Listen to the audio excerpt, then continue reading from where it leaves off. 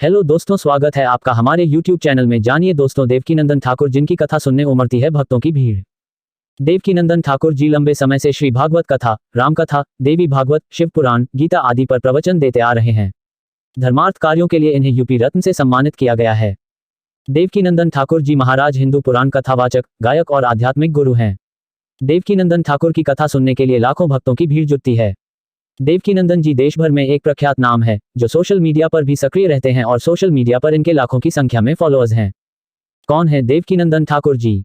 देवकीनंदन ठाकुर जी ऐसे धार्मिक गुरु हैं जिनके मधुर भजन और प्रवचन सुन आत्मा भीतर से आनंद लेती है। देवकीनंदन ठाकुर जी राधा सर्वेश्वर जी के भक्त हैं और भागवत कथा के महान प्रवक्ता हैं। इन्होंने देश दुनिया में लोगों को आध्यात्मिकता का अनुभव कराया। जब ये 6 वर्ष के थे तभी घर छोड़कर वृंदावन चले गए और ब्रज के रासलीला संस्थान में हिस्सा लिया। वे लगभग 26 वर्षों से कथाओं का प्रवचन देते आ रहे हैं। आइए जानते हैं देवकीनंदन ठाकुर महाराज का संपूर्ण जीवन परिचय। देवकीनंदन जी का जन्म और परिवार।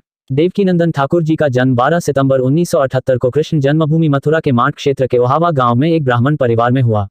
इनके पिता का नाम राजवीर शर्मा और माता का नाम श्रीमती अनसुईया देवी है। अपने माता पिता से बचपन से ही देवकीनंदन जी कृष्ण भक्ति और लोक कथाएं सुनते आए और इसी का प्रभाव उनके जीवन पर भी पड़ा। देवकीनंदन ठाकुर जी की पत्नी का नाम अंदमाता है। इनका एक पुत्र भी है जिसका नाम देवांश है। देवकीनंदन ठाकुर जी की शिक्षा। प्रारंभिक शिक्षा के बाद देवकीनंदन जी ने अंग्रेजी में स्नातक किया और इसके बाद हिंदू सनातन संस्कृति से जुड़कर धर्म ग्रंथों का अध्ययन करने लगे। इस अध्ययन के कारण उन्हें सारे धर्म ग्रंथ मुख जबानी याद हो गए।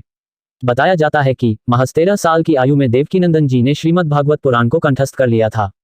देवकीनंदन को क्यों कहते हैं ठाकुर जी? कहा जाता है कि देवकीनंदन जी जब घर छोड़ वृंदावन में कृष्ण लीला मंडली में शामिल हुए थे तो वे कृष्ण लीला में खो जाया करते थे। इस समय वे लोगों को श्री कृष्ण की मूर्ति की तरह प्रतीत होते थे। इस कारण लोग इन्हें ठाकुर जी कहकर पुकारने लगे। इस तरह से इनका नाम देवकीनंदन ठाकुर जी पड़ा। देवकीनंदन जी के सराहनीय कार्य। देवकीनंदन ठाकुर जी ने 20 अप्रैल 2006 में विश्व शांति सेवा चैरिटेबल ट्रस्ट की स्थापना की। इसके जरिए वे भारत के विभिन्न जगहों पर कथाएं और शांति यात्राओं का आयोजन कर रहे हैं।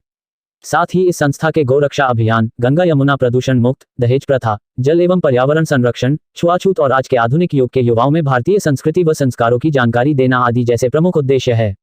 वीडियो पसंद आया हो तो लाइक, शेयर, सब्सक्राइब करना ना भूलें।